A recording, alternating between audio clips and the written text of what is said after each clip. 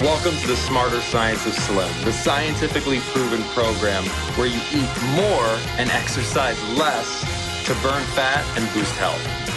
Eat smarter, exercise smarter, live better. I am so ready for that. Hey everyone, Jonathan Bailor back with another bonus Smarter Science of Slim podcast.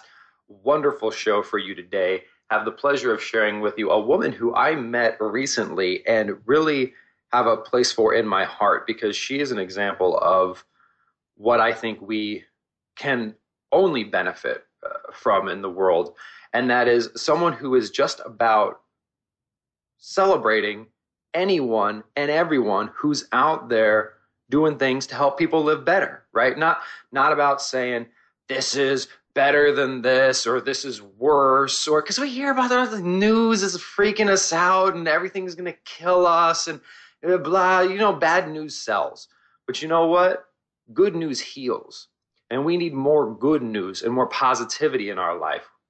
And Marcie Peters is an awesome source of both of those things. She is a transformational health coach and nutritionist. She's also the founder of the Health and Happiness Guide, as well as the Transform Your Health World Summit. She is a wonderful connector of those who share our passion for living better. Marcie, welcome to the show. Wow, Jonathan, thank you so much. I'm happy to be here with you. Well, Marcie, so that everyone can love you as much as I do, can you tell us a little bit about how you got started on this journey and why? I mean, let's be very open here, right? Like what you are so good at is not, a lot of people make their money by having their shtick, right? They get out there and they say, this is the right way to go. What you do is you just connect people and you synthesize stuff and you, I just love that. It's like you're the United Nations of wellness. Yeah, thank you. Well, I'm really passionate about health and wellness. And the reason why is because I've had a long road. It's been a long health journey for me personally. And in doing so, it's made me very passionate about helping other people. So I'll tell you a little bit about my story. In my early 20s, I got very sick. I was really ill and it compromised my life. Physically, financially, emotionally, my career, my relationships, everything about my life was compromised. I was basically disabled and my health was a huge liability.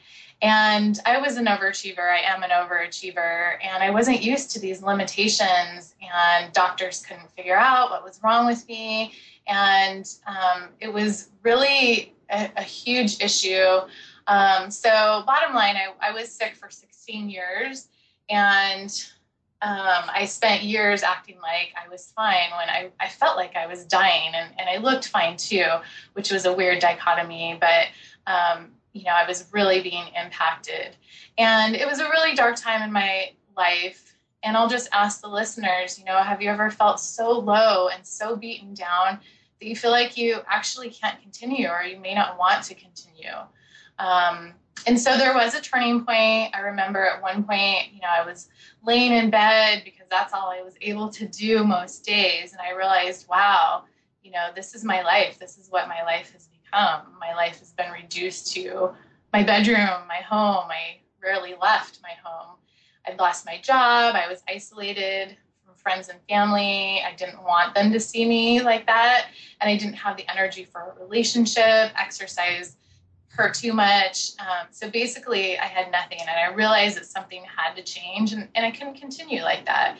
Either the misery needed to end or I needed to do something about it. And luckily I decided that I would do something about it. I would take matters into my own hand and not rely on doctors who weren't helping me. And I educated myself and learned as much as I could about health and nutrition, and continue to learn about health and nutrition to this day. Got my health coaching nutritionist certification. And now I'm all about helping other people and, having them have a better quality of life. And that's how I make my mark in the world. Is I've been through a lot and I want to help others not have to go down such, it was 16 years for me. And I don't want other people to suffer like that, and certainly not for as long as I did. So that's why I'm so passionate about health. Marcie, I appreciate you reliving that. I know it must not be easy. And if you don't mind, I mean, you're a bright, radiant person, and we'll bring the podcast back to brightness and radiance. But just for a second, you mentioned in your story that it got to a point where you questioned whether or not this could go on in any sense. And just for a second, I mean, this is an area that is very, very dear. Not dear is the wrong word. Hits home with me because it has impacted my family very deeply. And one distinction that I know has really helped me and helped some members of my family is sometimes things get so bad that people consider ending their lives. And what you represent and what you show, and why I'm so proud of you, is you show that you don't have to end your life. You can end that life, right? The life that is so sad and the life that feels hopeless. Don't end your life, end that life, and transform your life into something that is worth living. But that is so much easier said than done, as you know. How did you do it? It is a very big mental leap, because we're conditioned by society and our culture to rely on doctors and rely on other people to fix us. If something is going wrong, it must be other people. It must be the circumstances. I kept blaming my circumstances and saying, wow, this sucks and this is what it is. But you know what, Jonathan, it's not. You always have a choice. You can always change things, and you can always turn things around. You just have to. And it's hard when you're in chronic pain and you're suffering to have the mental wherewithal to say, you know what, I'm going to take responsibility for where I'm at, whether I caused it or not. It doesn't matter. I'm going to take responsibility from this point forward and make those decisions that support me rather than break me down, whether it's lifestyle, nutrition, or whatever it is. And, so just making that shift, I think it comes down to responsibility, personal responsibility, I think, and working towards that. So when we take responsibility, we realize that we have this ultimate source of hope, which is that we can be the change we need. In fact, we must be the change we need. You've made a career out of talking with some of the most influential people in the field of wellness and personal transformation. What would you say are the 3 to 5 common denominators or most compelling things you've seen around creating optimal health? Well, thanks for asking, Jonathan. I think the first thing to consider is bioindividuality, meaning that everyone is going to be different and has a different constitution, so they have different needs. And what works for one person won't necessarily work for the next. So it's really a process of paying attention, awareness, which is so important in any aspect of life, awareness, and understanding what works for you. Do you need animal protein? Do you need to be off gluten? Do you need a raw diet? Do you need to be off grains or dairy? Are there certain things that are causing inflammation in your body? And the main things that would cause that inflammation would be gluten, dairy, eggs, nuts, corn, soy, sugars and artificial colors and sweeteners, having the right percentage of protein and carbs. And so it's a process of experimentation, exercise-wise and all those things, what works for you, and a coach can help with that. But that being said, I consider at least 4 major considerations for good health. Nutrition, which is mostly about eating whole, real foods, exercise, moving in ways that are fun for you, that you'll do regularly, sleeping at least 7 to 8 hours a night, and looking at the mind, body, which would be stress management, body image, and how your thoughts affect you. So those are the main things I would consider first off. Marcie, you focused initially right where I would agree the initial focus should be, and that's on individuality and finding what's right for you as an individual. Why do you think there are right? Because that seems like that's it seems like that's the most common sense thing ever, right? Like, should I keep doing this? Well, is it making you feel better or worse? Okay, if it makes you feel better, keep doing it. If it makes you feel worse, don't do it, right? Like, how does it work for you? It doesn't matter how it works for Sally. It doesn't matter how it works for Tom. It doesn't matter what a guru, PhD, television host says. What matters is whether or not it's working for you. But a lot of people don't take that approach. A lot of people say, no, do this. Yeah, and it's what sells diet books, to be honest, because there's a lot of broad generalizations and a lot of broad sweeping strokes that say, okay, everyone should do this and not this. And really, you know, some of that advice can be certainly valid, but the most important thing is paying attention and figuring out, does that advice work for you? And maybe keeping track of food journal is really, really helpful, not just what you're eating, but how does it make you feel, and what effect is it having on you? Do you have gastrointestinal upset after you eat a certain thing? Because that shouldn't happen, you know, stuff like that. And then how did you sleep that night? And how do you feel the next day? Because food can actually affect you for 24, 48 hours. And it gets back to that original point you made where it's that personal responsibility. Like no coach, no one other than you will know how each and every decision you make makes you feel. Like, you're the only person that has that data.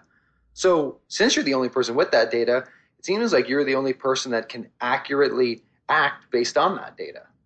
Correct. Yeah. And you have to keep track of it. It's so easy to think, oh, I'll remember this, you know, that I felt this way, but finding a way to write it down, keep track of it that way is really important. So you can look back at it and like a scientist, you know, then you have your data that you can pull from and make decisions from.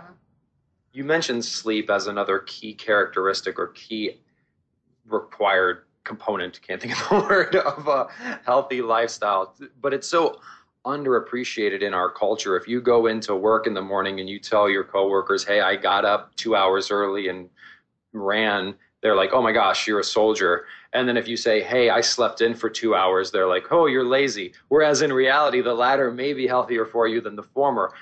What are your thoughts on giving ourselves permission to sleep?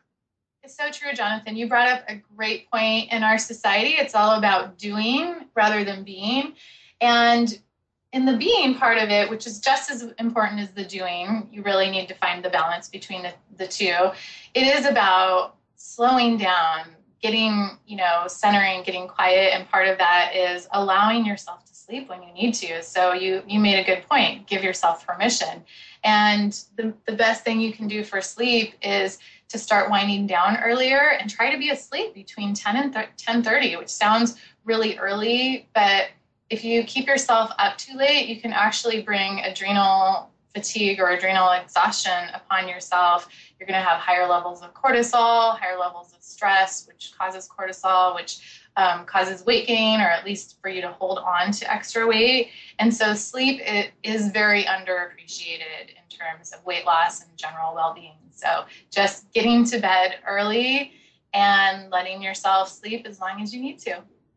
Such a critical point. Marcie, one of the most common questions I get asked, not really it's the person asking the question, and so many premenopausal or postmenopausal females experience great challenge with what seems like mysterious weight gain, and they'll cut calories and they'll exercise more like the mainstream tells them to do, and that will not help.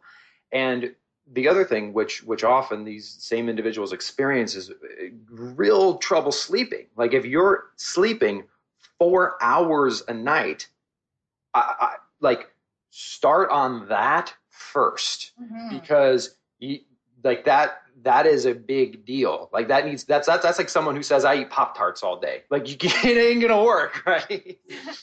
Right. You can't overcome the lack of sleep that your body needs. So you're right. Start there. And I think it's a really important for people to look at sleep that way, because again, if we're in a stage of life where sleep becomes difficult, like a lot of females who are in the pre or postmenopausal phase, like, have a really hard time sleeping, and then they have this weight gain take place and they think it's a problem with their eating or their exercise. And so they're diddling what they're eating and their exercise, and it's making them crazy because it's not doing anything. Well, the reason it's not doing anything is that's actually probably not the cause of your weight gain. Your hormones are flipping out because you're not sleeping and you have adrenal fatigue, and leptin and ghrelin are all screwed up. Almost cursed there. But sleep, very, very important. So Marcie, what are some other things we can do? Obviously, winding down is helpful. Have you learned anything from any other experts, or have you seen anything in your own personal experience or in the literature? What are some other ways we can help ourselves fall and stay asleep? Well, one of the things, thanks for asking, Jonathan, I wanted to bring up is primary foods. Primary foods are, not a lot of people are talking about this, but it's so important. They're not what we eat, but they are actually things that nourish our soul in a non-food way. They feed the soul. So primary foods include career, life purpose, relationships, spirituality, connection, physical activity, education, creativity, finances, home environment. There's a lot that goes into that, but it's the other things that feed your soul. And so what happens when I'm working with clients, this comes up a lot, is they're eating a lot and they may even have an eating disorder or some kind of poor relationship with food. And sometimes it's because there are missing components in other areas of their life that they're trying to fill with food when actually the root cause isn't being addressed. You know, maybe they don't like their job, or they're in a bad relationship, or they're single and lonely and they don't know how to handle that. So they use food as a distraction or a way to entertain themselves or keep themselves busy and not focus on the pain that's inside. You know, as humans, we have two motivating factors. We move away from pain or towards pleasure. So that distraction helps us move away from pain.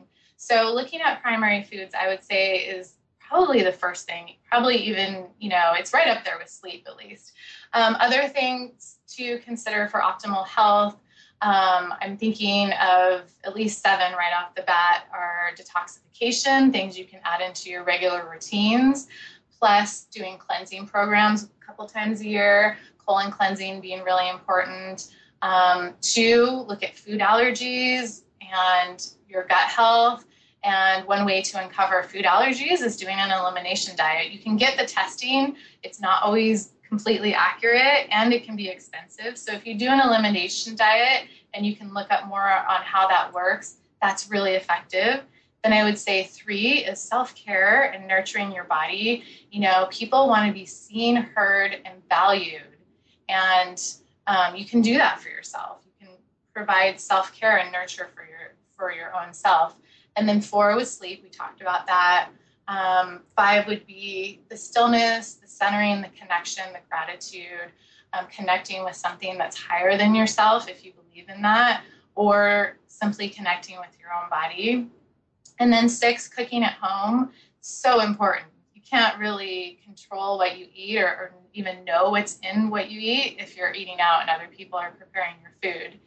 And then the last one, I would say, if you are still struggling and you're kind of working on all those aspects, but you're not sure how to prioritize or how to get everything going together, is work with an experienced coach who can guide you and help you through maybe some limiting beliefs, hold you accountable, bring some clarity, and that sort of thing. Love it, love it, love it. Well, Marcie, what's next for you on this journey? Well, as you know, I created an amazing free event. I'm so excited about it. It's Transform Your Health World Summit, and Jonathan is one of the experts on that summit. And what it is it's a free audio event where you can listen to interviews with experts, people who are in the top of their field, and just hear what they have to say in terms of actionable tips that you can implement into your life. And so just to name a few others besides Jonathan, other experts on the summit are Tana Amen, Dr. Neil Bernard, Johnny Bowden, Dr. Alan Christensen, Joy Houston, Alex Jamison. We'll be speaking with Dr. Daniel Kalish, Natalie Ledwell, Dr. Fabrizio Mancini, Diane Sanfilippo, Dr. Bernie Siegel, Dr. Steven Sinatra, David Wolf, JJ Virgin. We have an amazing lineup. So that's at transformyourhealthsummit.com. And so that's what's next. I'm incredibly excited. It airs October 1st through the 11th. And as soon as you save your spot by providing your name and email, you'll get information daily on those interviews and how to access those. Very cool. A lot of those names will be very, very familiar with listeners of this show because they are friends of the show. And listeners, if some of those names aren't familiar, know that for many of them, you will be hearing from them because we have quite a few recorded podcasts in the can, and it is a great group of people. Well, Marcie, thank you so much for all that you do to help people to connect the dots and to celebrate similarities rather than demonizing differences. There's enough complexity and negativity in the world. We don't need to invent new sources of it. So thank you so much for keeping it positive and keeping it healthy. You're absolutely welcome. Thank you so much, Jonathan. And I appreciate everything you're doing in the world, too. You're definitely one of those people that's adding to the change that is making a difference. Thank you, Marcie. And listeners, I hope you enjoyed this conversation as much as I did. Our delightful guest today, again, was Marcie Peters. You can learn more about her as well as the delightful summit, of which I am honored to be a part of, at transformyourhealthsummit.com. Again, that's transformyourhealthsummit.com, hosted by Marcie Peters. Remember, this week and every week after, eat smarter, exercise smarter, and live better. Chat with you soon. Wait, don't stop listening yet. You can get fabulous free SANE recipes over at carriebrown.com. And don't forget your 100% free eating and exercise quick start program, as well as free, fun, daily tips delivered right into your inbox at bailorgroup.com. That's BAILOR group.com.